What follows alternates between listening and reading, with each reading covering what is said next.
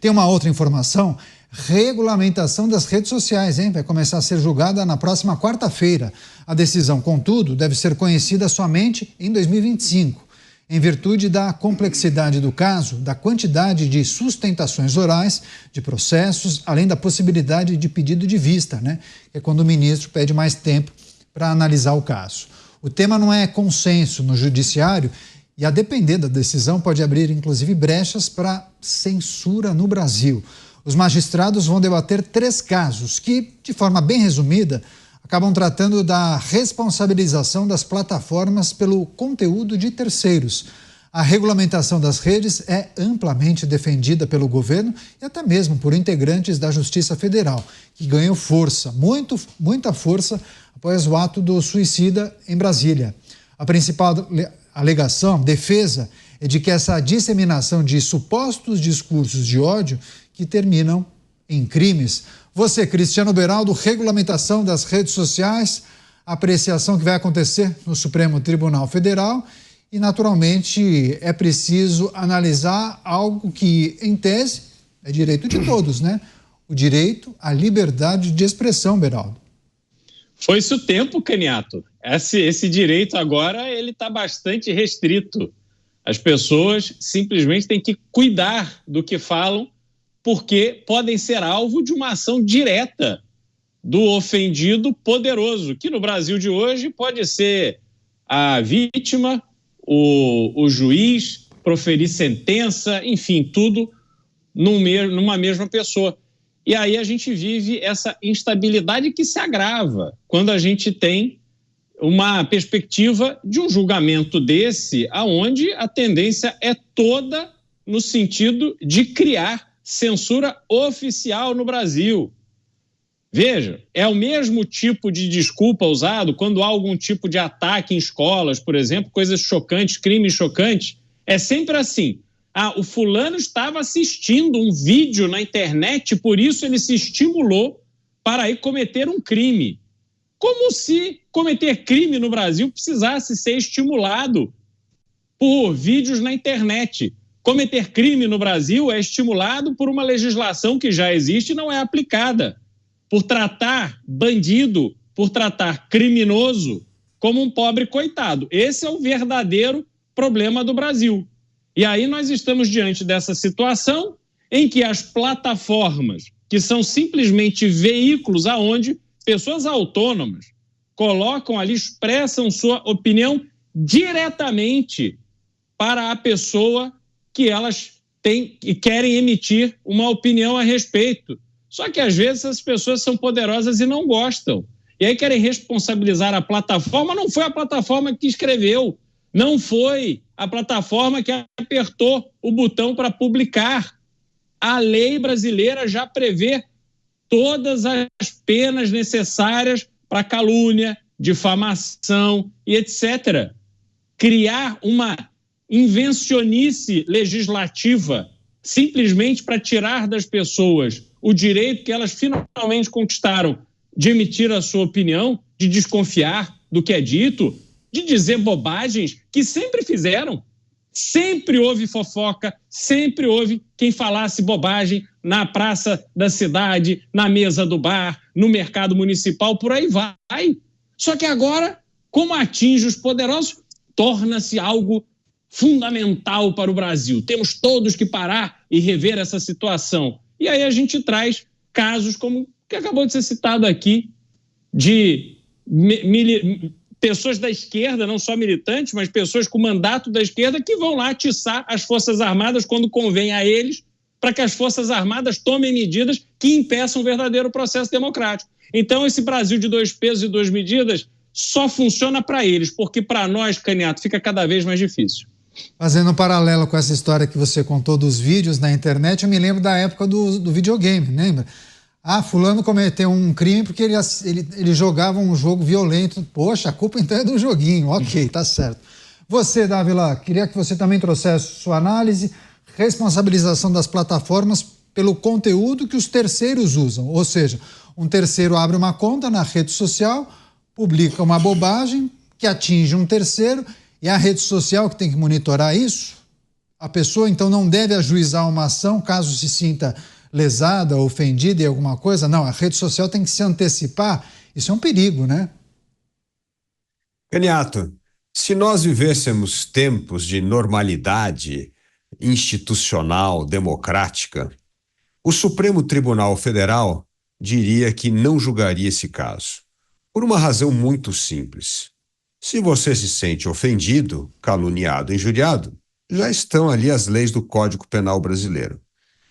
E se você vive num país que aprovou o Marco Civil da Internet, considerado modelo internacional, no qual já vigora desde 2014, ou seja, 10 anos, e no Marco Civil da Internet, uma das coisas que foi aplaudida pelo mundo inteiro é justamente a proteção da privacidade e dos dados pessoais dos usuários de rede social. Então, se nós estivéssemos em tempos normais, o Supremo diria: esse caso não nos cabe. Já existe o Código Penal, existe um Código Civil da Internet que vigora no país há 10 anos e está indo tudo bem. E se tiver de ter alguma modificação nesse código, tem que ser aprovado no Legislativo. Afinal de contas, ele foi o responsável pela aprovação do Marco Civil da Internet. Mas como nós não vivemos tempos normais, no qual o Supremo acha no direito até mesmo de opinar sobre tarifas tarifas de enterro, sepultamento na cidade de São Paulo, então tudo vale a pena hoje tratar como medida constitucional. Mas isso mostra a importância de algo que eu já reiterei várias vezes aqui no nosso Pingos nos Is: a necessidade de autocontenção dos poderes. E eu acho que esse aqui pode ser um bom caso para o Supremo começar a fazer sua autocontenção. Pegar esse caso, dizer que esse é um atributo unicamente do poder legislativo e que não cabe ao Supremo interferir em algo que precisa de legislação. E no Brasil já existem legislação para as duas coisas: penal e a legislação do Marco Civil da Internet. Pois é, o Dávila fala em autocontenção dos poderes, mas muitos entendem o que vai acontecer a partir do julgamento. Vão sugerir que a autocontenção seja das redes sociais, né? Cada rede social vai ter a sua comissão da verdade para dizer: isso pode, isso não pode, não, isso está ferindo a nossa política.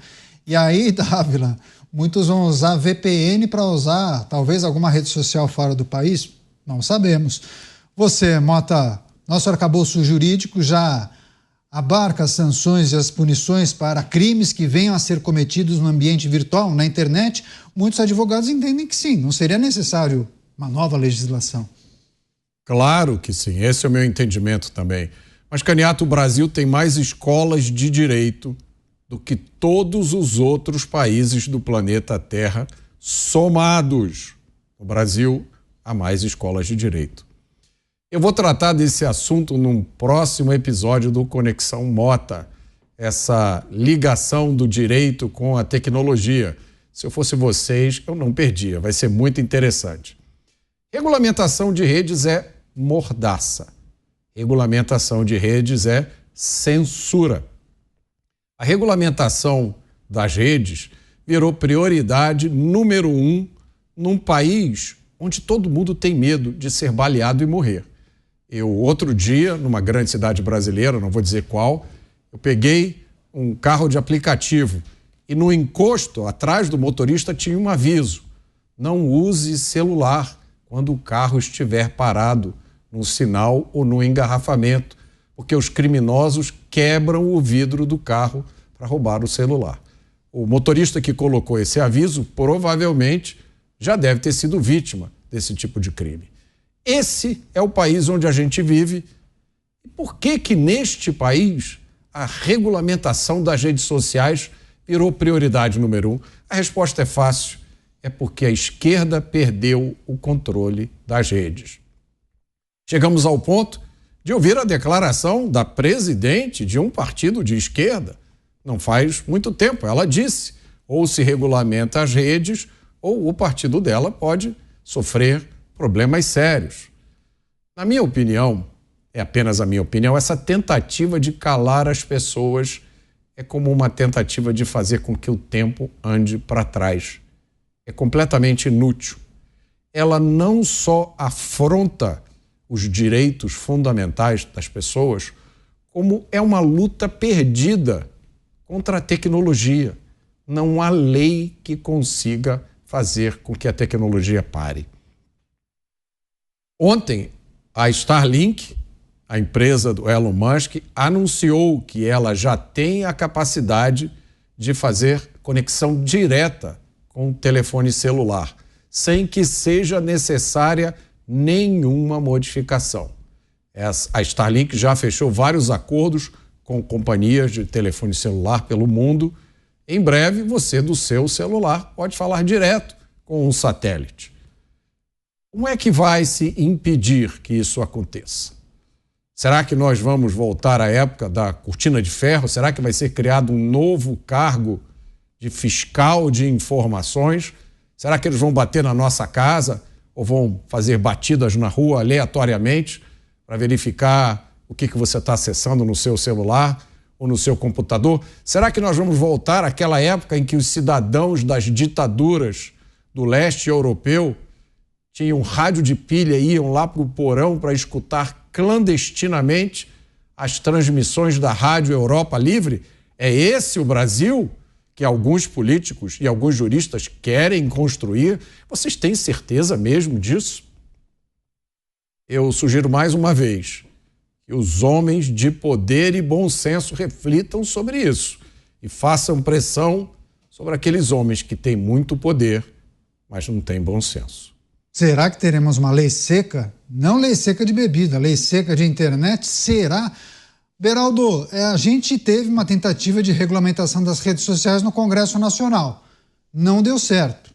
Aquele projeto não avançou. O Dávila defende que qualquer tipo de ajuste, alteração, criação de uma lei, dispositivo, uma nova legislação seja feita naturalmente pelas mãos dos nossos legisladores, né? Agora, a justificativa dos integrantes do Judiciário é que essa regulamentação seria uma importante forma de enfrentamento à proliferação de discursos de ódio nas redes sociais. Agora, tem um aspecto que ninguém fala, mas que o Mota destacou aqui, que é a politização, né, das redes sociais. Isso se tornou uma arma muito importante para vários grupos. E até aqui a gente tem visto que um grupo se utiliza melhor disso.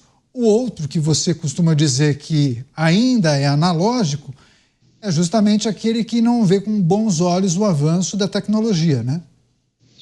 Olha que país louco que a gente está vivendo hoje. O Brasil se transformou num lugar onde a Corte Suprema, que deveria fiscalizar quando provocada o cumprimento da Constituição Federal, ela vai agindo por iniciativa própria, palpitando naquilo que ela acha, seja, como citou o Dávila, o valor da sepultura na cidade de São Paulo, seja numa questão de uma empresa ou de empresas privadas que oferecem, não impõem a ninguém, oferecem plataformas de rede social.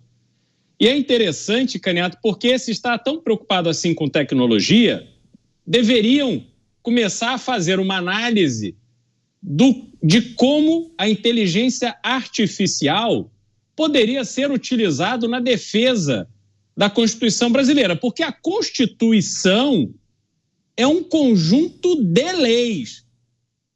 A interpretação da Constituição foi feita pelos constituintes e há registros do que os constituintes queriam dizer quando escreveram os artigos da Constituição.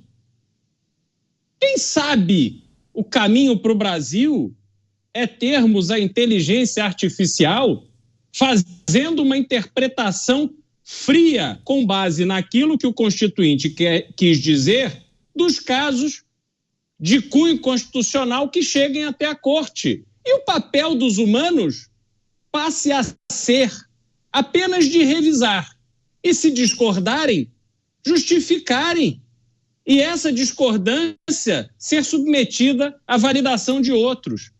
Porque nós estamos vivendo num país onde os poderes estão totalmente desequilibrados e vão se metendo em assuntos do cotidiano que sempre resulta na perda de liberdade. Ora, quando você quer criar constrangimento para as pessoas se manifestarem, obviamente, você está impondo censura prévia. Canhato, vou dar um exemplo concreto que aconteceu comigo hoje.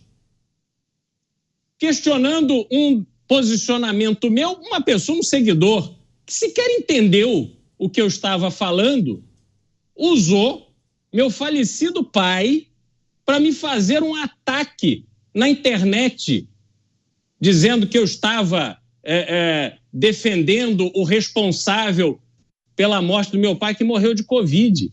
Quer dizer, uma coisa de uma agressividade, uma baixeza, coisa de gente desqualificada. Eu vou fazer o quê? Eu vou chamar a polícia atrás de um boboca desse? Não, é só deletar, é só apagar e seguir a vida, porque uma opinião completamente sem pé nem cabeça, agressiva, não muda a minha vida. Diz muito mais sobre a pessoa que escreve uma barbaridade na internet do que sobre mim.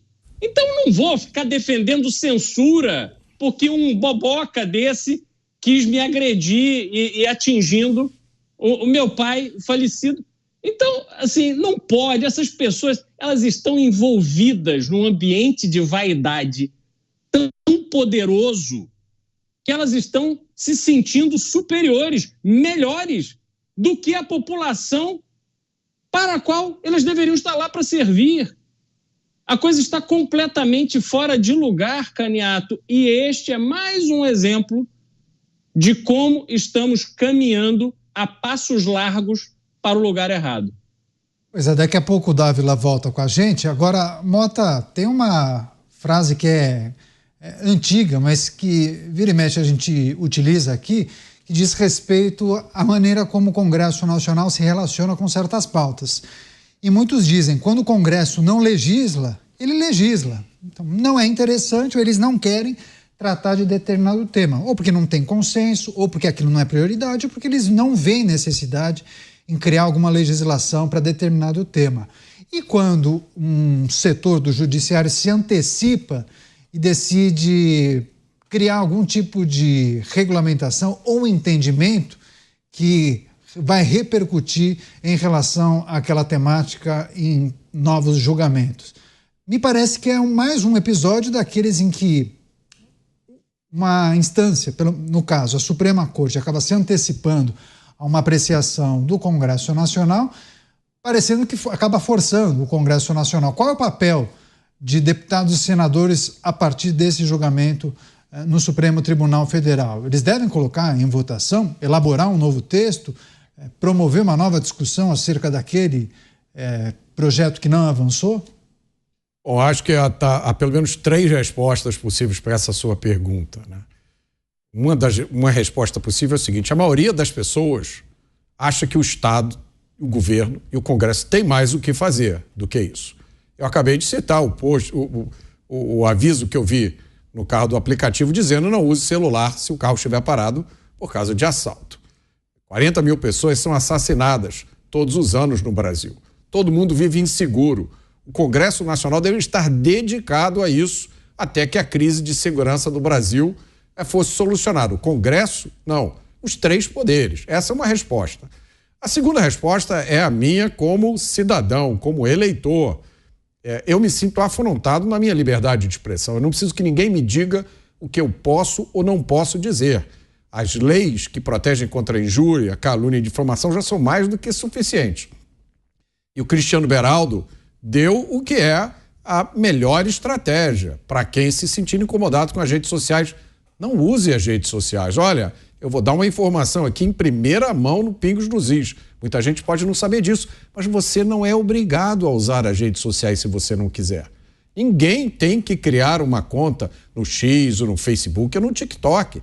Os políticos, principalmente, senhor político, o senhor que não gosta das redes sociais, não use as redes sociais, a não ser que o senhor ache que está sendo prejudicado eleitoralmente pela existência das redes sociais e essa ideia de regulamentação seja uma esperança de que a gente volte a 1980, de que as pessoas passem a se informar através de jornal em papel e de que as mentiras, as falácias propagadas diariamente pelos políticos, pela maioria deles, não por todos, há grandes e notáveis exceções, essas mentiras e essas falácias não possam mais ser desmentidas. A gente vai voltar para a época das cartas dos leitores. Você não era nascido ainda, Caniato, mas era a única forma que você tinha de dar a sua opinião como cidadão. Você escrevia uma carta para a seção Carta dos Leitores. Se por acaso você tivesse a chance de ser selecionada a sua carta, você dava opinião.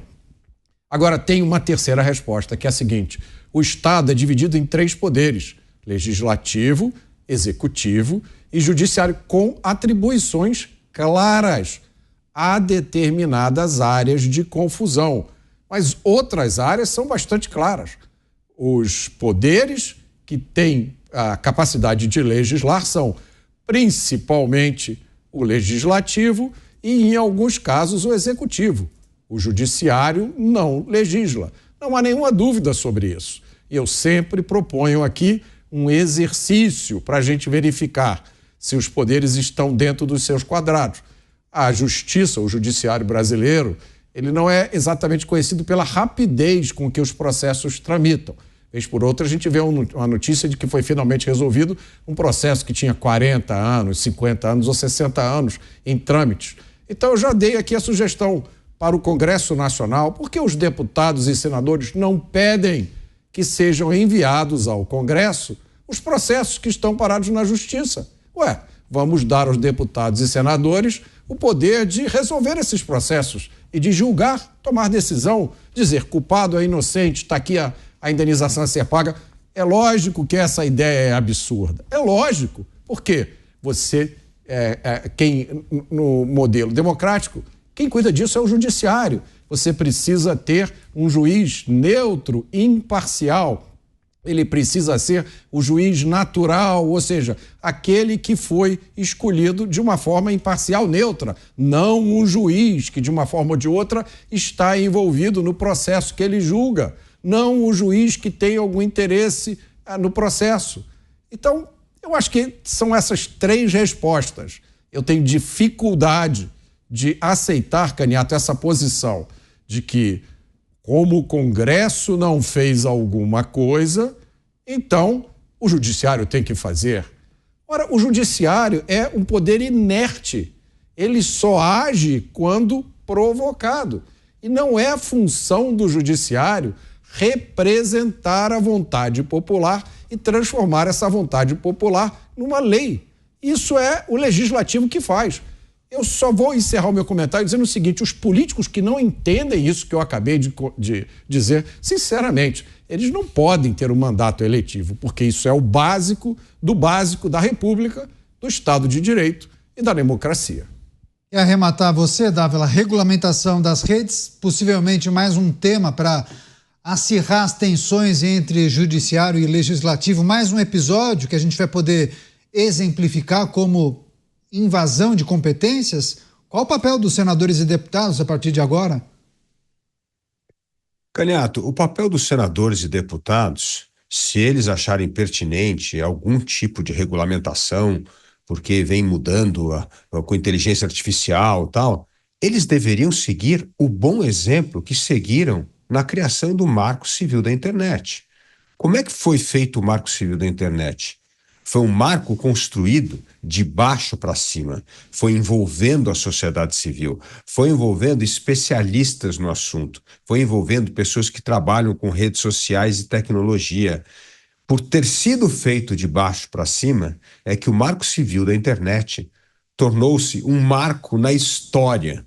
Foi aplaudido internacionalmente, reconhecido no mundo inteiro como um marco capaz de regulamentar, capaz de respeitar as liberdades individuais e capaz de permanecer um território absolutamente livre para a liberdade de expressão. Então, por que não seguir o modelo de êxito, o modelo pelo qual o Brasil foi aplaudido ao criar o Marco Civil da internet? Mas o que estão querendo fazer agora é exatamente o oposto. É, de maneira assodada, reunir parlamentares, praticamente a portas fechadas e sem consulta pública, entender de regulamentação de internet.